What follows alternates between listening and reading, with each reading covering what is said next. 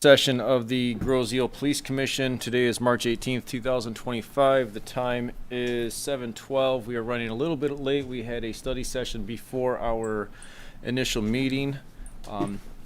With that said, Pledge of Allegiance.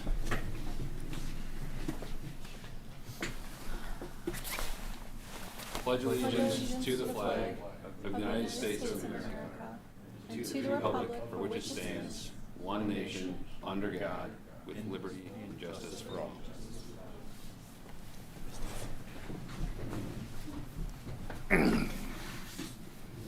All right, any additions or deletions to the agenda?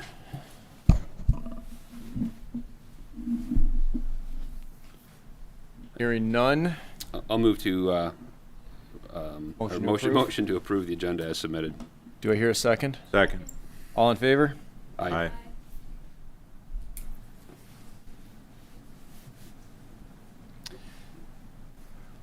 Do we have any public comment pre-meeting for anything? Fine. Moving on, do we have a motion to approve the minutes of February? Thank you. Second? Support. All in favor? Aye. Okay. Action item. Our first action item is the promotion of Officer Carrico to the position of Sergeant effective immediately. Chief? It's a sergeant school and another one, and he actually took it upon himself to take a whole bunch of additional classes, showing that it's what everybody knows him for, a hard worker. He has the respect of everybody. His dedication, his professionalism, and leadership. He's earned the respect of his fellow officers and has shown he's ready to take on the greater responsibility. And him just taking the education upon himself is really, he's going to be a good fit for sergeant, and he's going to be going to midnights. So we're looking forward to him becoming a leader in the department. Very good. Anything else? Guys, you guys got to make your vote. All right. Do I have a motion to approve? Motion. Second? Support. All in favor? Aye. Aye. So if we get Mr. Carrico, or Sergeant Carrico, and Deputy Chief come up, and after, if you guys don't mind, after we give him his the badges and his certificate, we'd like to take just a 2-minute break or 3-minute break to take pictures. It's kind of a tradition we've done. Very good. So, Deputy Chief, I'll be handing your 2 sergeant badges, one for your shirt, and then this is a certificate appointment for Officer Carrico. So thank you, Greg. Thank you. Appreciate it.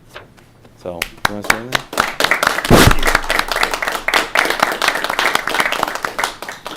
Say anything? No, I just want to thank you. I'm happy to be back. And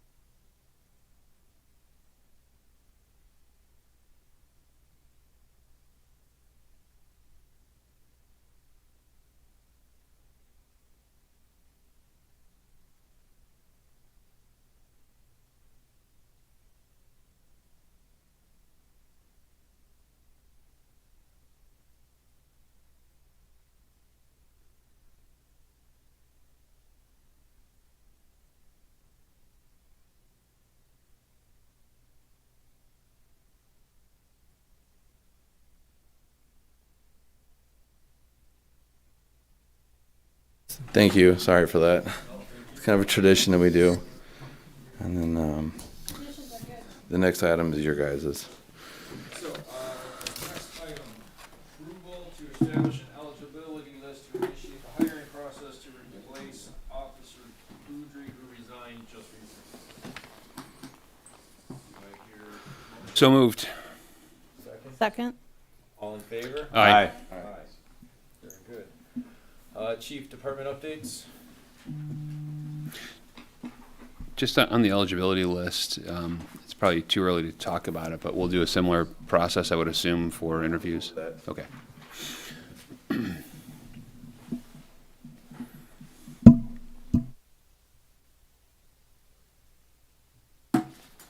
We'll go over a couple of things. I know you just talked about eligibility list, so I'll start with that. So we're going to be establishing an eligibility list to get as many people as we can to apply for the department. And this flyer, I don't know if you guys, if they're showing it on television, this is a draft that Wendy made, just showing that we're going to kind of be posting online. It's got a QR code that's going to take us to the application process. And then here's another one. It's just basically the same thing, just a little different. Kind of jazz it up a little bit there. And then for the hiring process, once we're gonna post the applications the next 2 days or so, then we'll leave it open for anywhere from 4 to 6 weeks. When we get the applications in, we'll go through which ones are qualified and which ones are not. Then we'll do our administration interviews, just like we've done in the past. We'll try to select applicants that any one of us would feel comfortable hiring, and we won't rank them to you guys, and then you guys go. And if we're bringing them to you, it's any one of them we feel we could hire, and then you guys can have the final say and decision on that. And once that eligibility list is established, depending on the openings, we will start a background process, and then they go into the psych and medical examinations, and then a conditional offer with a start date, and then we do depending if they have any experience or not, like we talked about before, then they can go into anywhere from a 1 month to a 3 month FTO program. How long could that take? Anywhere from 6 to 8 months. It all depends on how it falls in place. Is there any question? Did I answer your question, Mr. Ranka? Okay. As you guys have probably noticed in the last week or so, we had the budget reviews in front of the board. So I think the next step is for the board to vote on the budgets. So ours is completed. There. So with Sergeant Carrico leaving DEA, we posted for the DEA task force position, and Officer Blackman will be taking up that position. But he's going to go down. I think he already went down with Sergeant Carrico to DEA, started the paperwork. It takes anywhere from 4 to 6 months to get your security clearance. I know that firsthand. It's still the same. I actually talked to the boss over there down there, and he said the same. Officer Blackman, who's going to get the position, will be not starting immediately. We're going to hold on to him for a couple months to help shore up our staffing issues that we're having. So, and they're doing a little bit of transition at DEA too. So, and then, you have any questions about any of that stuff? No, but I think it's maybe good to recap the study session here for a second, right? So Yeah. we talked about the holes that we're going to have with some FMLA leaves and some people leaving the department. Just to get everyone up to speed on who's ever following at home. 1 second.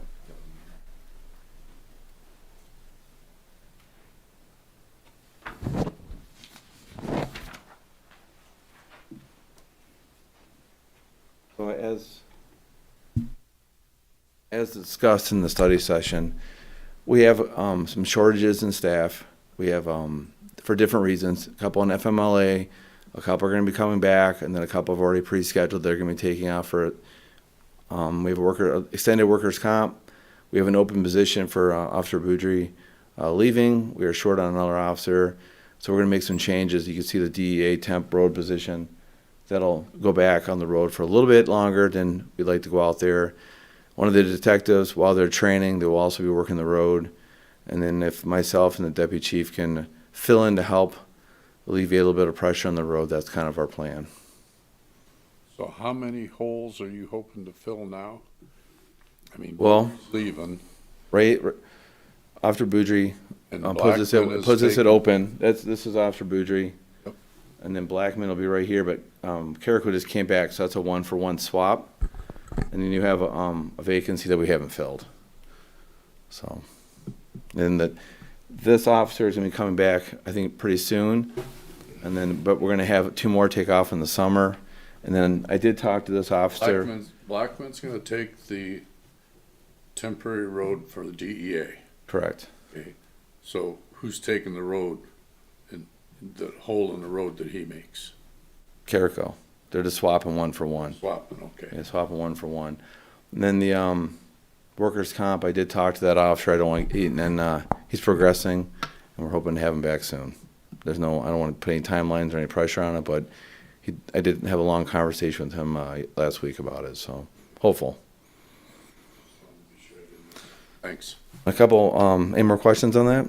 So can we also just emphasize, you're going to have a lot of vacation coming up, in addition to those FMLAs, and, let's not, I don't want to gloss over for anybody the amount of work that the chief and the deputy chief are going to end up doing when summer hits. So this might seem, because we went through it pretty strongly in the study session. That's why since we're going to put this up for everybody to see, I just want to make sure that everybody's clear how much work we're talking about for the chief, the deputy chief, when people are out.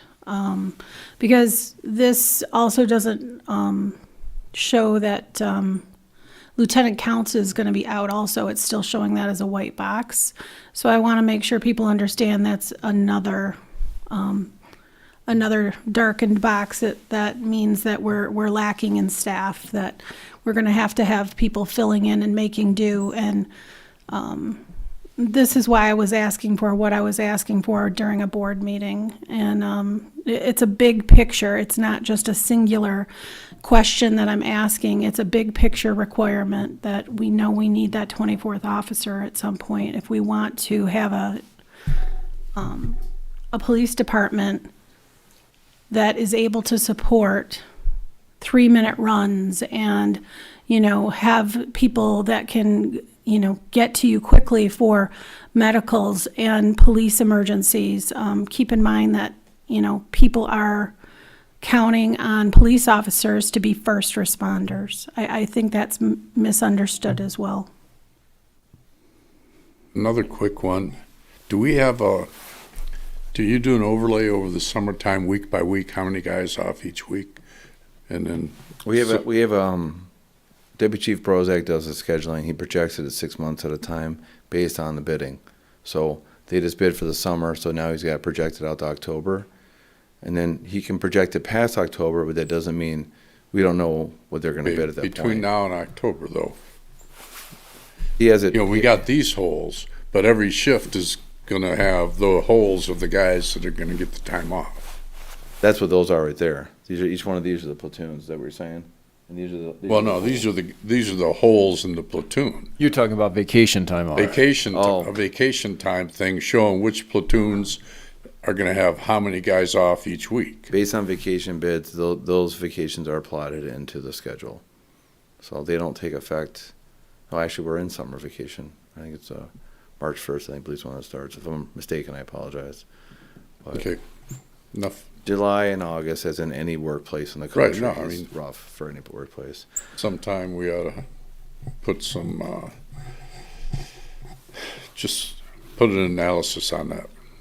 Last 2 items I have is just an update on some projects that we're working on. You've heard me talk about the generator project.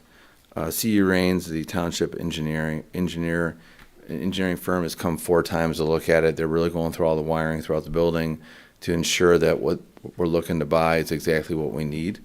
So it's looking like we're going to go for an 80 kilowatt, which is what we have right now. We don't have to upgrade. We just have a 33-year-old generator that we got to rotate out. It's time. And then our computers.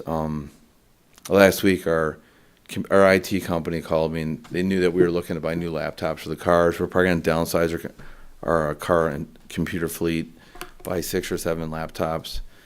The cost, because of the tariffs, they believe that the costs are going to go up higher at a faster rate So they're asking us to try to, so Michelle and them will probably get a quote from them and a action item your way. If not the next meeting, probably the one after that. We just got to determine exactly how many computers we need. So, okay. That'll all be covered. Both those items will be covered outside of our budget, one with forfeiture and one with cell tower revenue. Okay. So, any other questions on that? I do, but does anybody else have anything first? So I have a question. Do we know, and I just asked this because of my house, my understanding is most of our lights in the department are still incandescent light bulbs, not LEDs.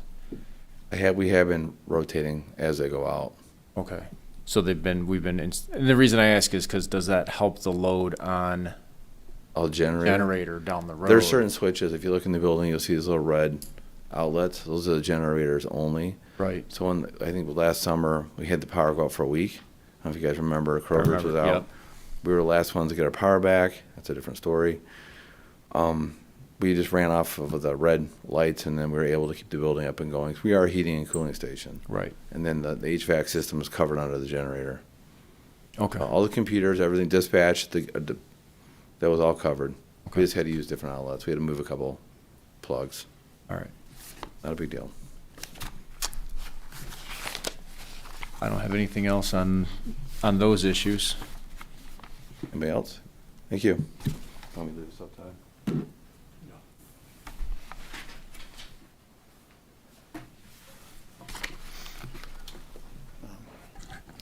Good evening.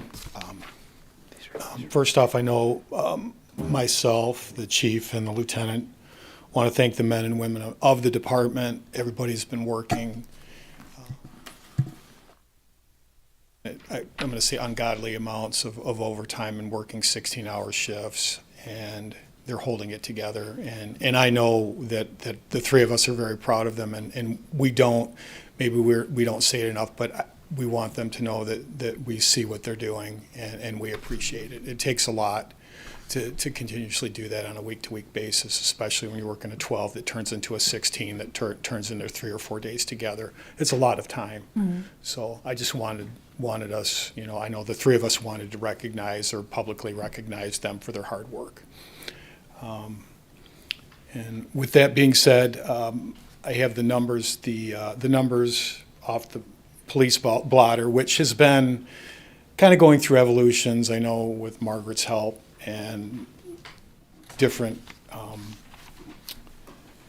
people putting their input, the chief, the lieutenant. I think we're fine-tuning it, and I think it gives a really, really good projection to the public of what we're doing.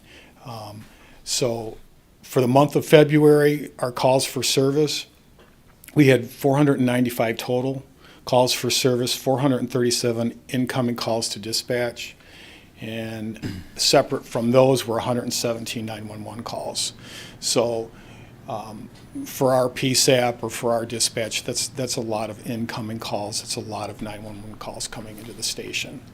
Deputy Chief, how many or how long does a typical 911 emergency call take? Not the call itself, but the actual run. Because I did the math, and that averages over 4 calls per day.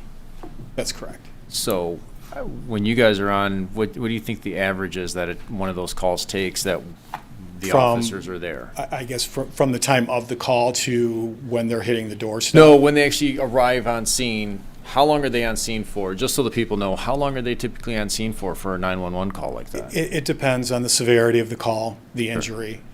They're all different. Some of them, they can be there 10 minutes and they're en route to the hospital. Sometimes there's not a transport. It could be something like a lift assist where someone just needs a little help getting up from a fall. Okay. So they differ. Right. If you wanted me to run the numbers for response time on average, No, I could do that as we well. have those. An auto accident, right? We have a accident at Meridian and Grove, per se. Mm-hmm. What's a typical auto accident take for the officers to deal with, get cars out of the way, people where they need to go, in your experience? Cars out of the way, clear. And I know I'm throwing everybody. you I would Yeah. say on average, I would say 30 minutes. Okay. be. Just so And people- that's from start to finish, and it depends on your response from a wrecker. But police and fire, we're there probably 3 minutes. Fire department's close behind. You know, we're assessing the scene, damage, do vehicles need to be removed, do we have to direct traffic? Depending on, like I said, the severity of the accident, it's usually half an hour to get everything cleared up. Very good.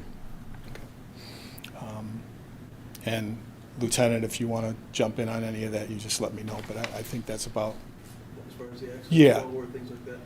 Yeah, I would say for the 911 calls, there can be a wide range. Sometimes a 911 call comes in and it's resolved on the call. You know, sometimes we actually have to go to the scene. If it's a criminal investigation, we get a couple officers tied up for an extended period. So really, it's hard to give a specific number, but for an accident, half hour is probably a very good, estimate. But if it's a domestic violence situation, it could be 20 minutes at scene and an hour on a rest. So it's really hard to give a picture, but you can tell by 117 911 calls that there's a lot of time. It's a lot. Mm-hmm. Right. And often on 911 calls, there's 2 officers tied up. More serious situation. Sure. Thank you. so from the streets, or on the streets as we like to call it now, we had 111 traffic stops for the month. 13 uniform law citations were issued that included 1 parking ticket. 39 notice to appear. Those are, if you have something wrong, you bring those to the police department. We sign off on it as long as the violation has been corrected. 69 verbal warnings and 20 security notices. Reports, we had 11 reports filed, 9 FOIA reports, 5 accidents, and 0 car deer. So the deer call is still working. And Deputy Chief, there was 1 felony arrest, I see. Your line got moved over And 1 felony arrest, correct. because those take longer to process, is my They understanding. do, and actually that's going to court tomorrow. Okay. So, Detective Bureau, we did change that a little bit, so everything's going through the DB. Like I had mentioned before, we want another set of eyes on things just before we close them out, just so we can get a different look. Maybe we see something, or maybe the Detective Bureau sees something, hey, maybe we can look into this a little bit further. It's a better process, I think, and it's been working well. But we had 12 cases assigned to the DB, 8 of them were closed, and 4 of them are active. Animal control, ACO Cordis Redfield works very hard. She had 33 animal control calls, and that is it for the month. For the blotter, did we have any questions on the numbers? Gentlemen, any other questions? And lady? Or sir, as Paul said. There you go. No, I appreciate you making sure this gets posted. I think it's also very important for everybody to have one-stop shopping on this. I know that was mentioned to me. When people make comments on lovely social media, I think it's good to be able to point them to a URL and they can go and click and see this. It's very informative, so thank you for doing it. And I'm glad you brought that up, Margaret. So now, this is also, and Scott, thanks for pointing out the felony warrant arrest. I don't know how that happened, but I wanted to fit it on one page, I guess. But this is also going to be posted on the township. It was Margaret's idea, and I've been working with Brian, and what they'll do is they'll have the blotter on the township website, and it will be broken down, I think, and Wendy's working on this as well, where you can go onto the township website and do it by month. So every month, this will be posted, and you can have it for reference, and people can go back and look at it, which I think is a really good idea. The reserve report for the month of February and a little bit into March, they logged 27 hours. The events were on the 13th. They received annual active shooter critical incident response training during the regular scheduled monthly meeting. February 7th and the 28th, they did vacation checks. I'm big on those. I really think that that's a service that we provide with the police department. Gives a little bit people that are out of town, eases their mind a little bit knowing that somebody's going to their residence and checking on the home. And in March, the Rock CF, I think everybody's pretty familiar with it. That event occurred. They assisted with the coordinator for safety measures for the runners and spectators at all the main roadway intersections. That went off flawlessly. Sergeant Vasquez does an excellent job coordinating that and running the reserve program. And that is all I have. Any questions? Gentlemen, I wanted to thank the Sergeant Vasquez and the reserves, because every year the rock run runs down, Grow and East River, which is always a disaster at that corner.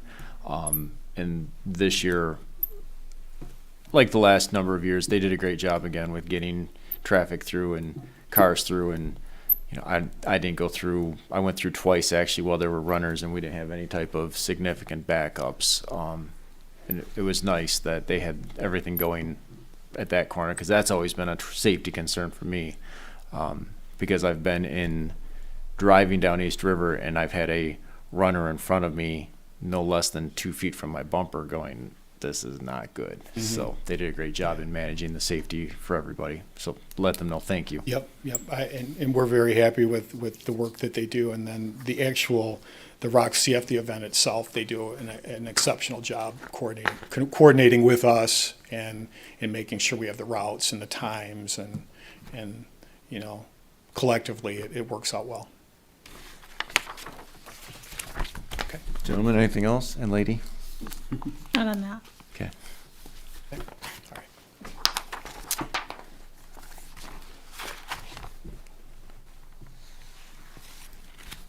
Liaison report. I couldn't wait.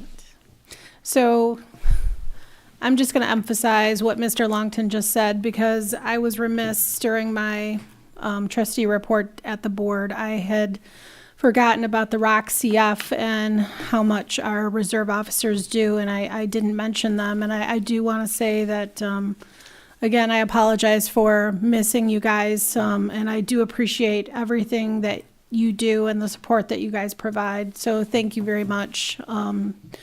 Next, I do want to congratulate Sergeant Carrico. We can now say Sergeant Carrico on his promotion, and also extend congratulations to Tyler Blackman, Officer Blackman, for his move to supporting that DEA position. The dedication from both of them to the department is really appreciated. And I'm going to emphasize what Deputy Chief Brozick said as well. And I want to say to all the officers and the dispatchers how much I really appreciate everything you guys do. And, you guys work so hard, and I do want you to know that you have support, and we will continue to try to gain even more support. And it's important to me to be sure that your work is highlighted. So that's all I wanted to say, because you guys go above and beyond, and I do appreciate it. And that includes the three of you as well. And Wendy. Always Wendy. I know. Wendy is the hardest of the workers. You can't forget the glue that holds them together. Hey, I did not. Thank you, Wendy. Gentlemen, any comments, statements? No? All right. Do I hear a motion to approve the monthly reports? Motion? Support. All in favor? Aye. Okay. Public comment? Anybody? This gentleman. Mr. Heil, please.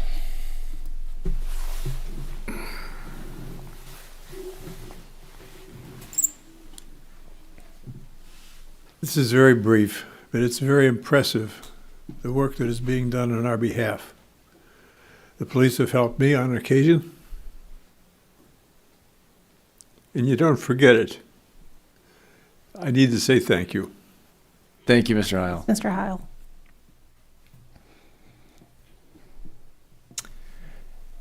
Do I hear a motion to adjourn? Oh, This gentleman came in, did you have something to say? You sure? I mean, we didn't want you to feel bashful or... And Greg, you're not gonna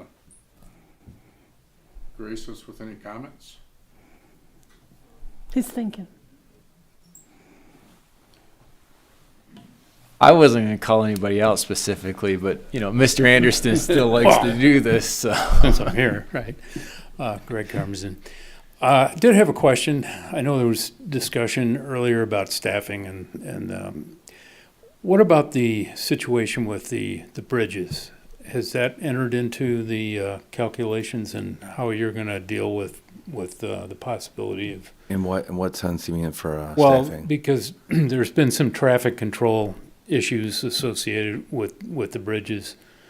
And when one's down for maintenance, and we obviously are looking at a scenario where we believe the Parkway Bridge, Wayne County Parkway Bridge, is going to be down for a period of maybe 2 months or who knows. And I was just wondering if in the past you've done the police department's done traffic control, and I was wondering if that had entered into the these staffing issues, and I would also mention that in a prior career life, I was working with the bridge company in 2007 when we had a closure, and I recall at the time there was a discussion about having the Wayne County Sheriff place a patrol vehicle in the toll plaza to have a calming effect on traffic. And having witnessed the beginning of these closures myself, there is sometimes some real benefit to having a police presence in the plaza. At that time, and this is no reflection on the current administration in Riverview, there was a different administration at that time. We're talking a long time ago. Riverview didn't want to have a Wayne County Sheriff presence in Riverview, a patrol vehicle there. But if there's an opportunity to have that vehicle there, it might alleviate the possibility of any issue that might call on the Grosse Ile to respond to. I know Riverview responds typically to Riverview issues, but there's cross-border cooperation sometimes on these kinds of things, and the traffic impact in Riverview affects Grosse Ile as well. So just throwing that out as a possibility. I don't know if that's been thought about or discussed, but So typically, excuse me, about a year ago or 2 years ago, we purchased a lot of barricades and extra signage, if I may, for preparing for this bridge repair. So we already have that in place, and we have the 2 operating cycling lights. And I don't know if you've ever seen in the mornings, the road patrol and even command staff has gone up to Horse Mill and helped direct traffic. We just it's all as much as we can, as long as we're not busy with the call. It does have a cycling light. As far as the Riverview side goes, I never actually got any information that the Riverview side of the bridge, is that going to remain part of Riverview, or did the township, was that part of the purchase? I don't know if that's actually. It stops right where the pavement stops and it becomes Wayne County. Traditionally, the bridge in the middle on the law enforcement side has kind of been your side, our side. yeah, that's Traditionally, that's how it's kind of been run. As far as having a sheriff come in, I haven't looked into that personally. I don't know if the sheriff would want to supplement that position with their own, that's coming out of their budget, their pay, having officers sit there and, or even having a police car parked that's unoccupied. I mean, there's a lot of different tricks Right, in the book there. But that'll probably be on Facebook within an hour that's unoccupied, but we could try different things. I mean, we could try different things, but we do have officers swing through there and come down, they turn around before they get to the end Right, across there, right. so. We've had so many times that we've done this now. Everybody is pretty well trained on. Well, it's still, the first week is always painful. those First week is very painful. yeah, those first several Tempers rise up, people have to endure a cost, and we're not marginalizing that at all. We're all going to be part of that. Even the members of the department that come onto the island to work have to pay their version of the toll. Not their version, they pay the same toll. They come across and they pay toll just to come to work on the island for the department, for the city. They pay just like everybody else. So, like I think Mr. Carmine was referencing, it is a rough first week. Tempers go up. You have to have patience. The officers are very aware of that. They understand. Let's just keep traffic flowing, and eventually it becomes like a routine like anything else. And you do have your people on the Riverview side that nothing to do with the community of Riverview or their PD, just have had enough, and it's like anything else. We did deal with it as law enforcement in both communities. So Does that answer your question, Mr. Carmazon? Yeah, I just suggesting it might be an option to supplement. I know we were saying we've got some staffing concerns, and Review does too. I mean, I know it costs them money, and in the past they've had some concerns about the impact on traffic, and I'm just suggesting that maybe if Wayne County is creating this issue, by shutting their bridge down. So, as even the step of just having an unoccupied vehicle there with lights on, can have a calming effect on traffic. And, if it's something they're willing to do, it's just it's something that might help. It might be worth looking at. I'm just suggesting that. Oh, I appreciate it. Yeah. It's definitely something to look into. Yeah. Thank you. And just, following up on the study session, I will say, again, repeating some of the comments that have been made before.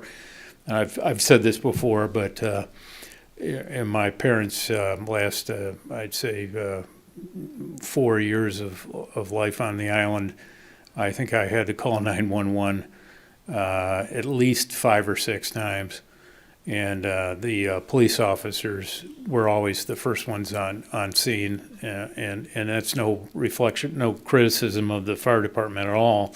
They actually, always worked out well with the fire department. But I'm just pointing out that, that first responder role that the police department has played on Grosse Ile is really important, and I think everyone appreciates what they do.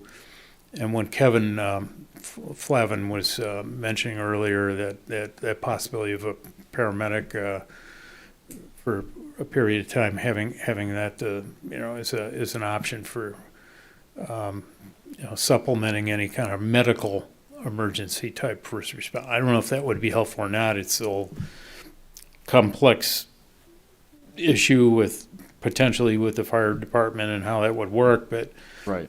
it wasn't. I think that idea was at least worth thinking about, Absolutely. because obviously a medical. I mean, I can speak from personal experience. There was discussion earlier about what happens in a 911 call and how long time.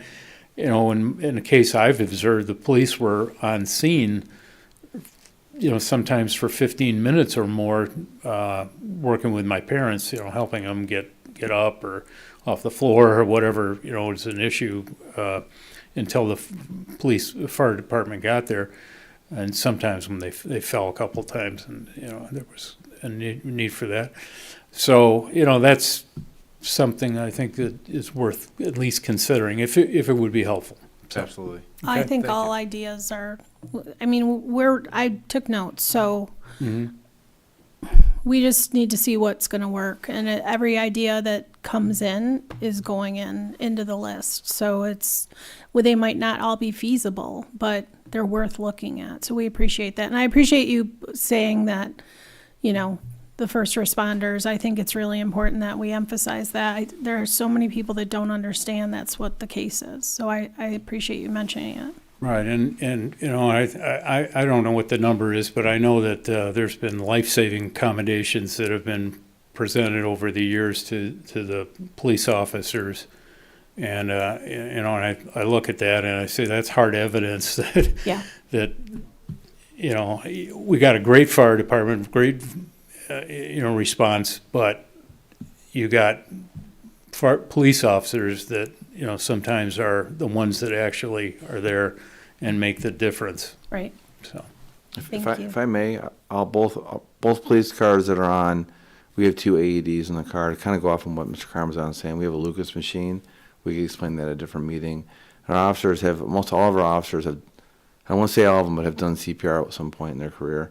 I know myself and the deputy chief, for some reason, we've done a lot of them together. I don't know why that is, but it's just the way it's happened. But we've had, and then overdoses, heart attacks, slip and falls. A gentleman broke his hip last week. I mean, it's a wide range of what we show up first. And we're not, and the fire department comes in and they have more advanced training than us, and they finish up. So good partnership with the fire department. Yep. Very good. Thank you. Thank you. At this point, I was gonna say, I don't think, there's no idea that's a bad idea at this point, so No, everything I- is I open agree. for looking into. Thank you. All right. Anybody else? Okay. Do I hear a motion to adjourn? So Motion moved. to adjourn. Do I hear a second? Second? All in favor? Aye. Aye. With that, we are done at 7:54. Thank you.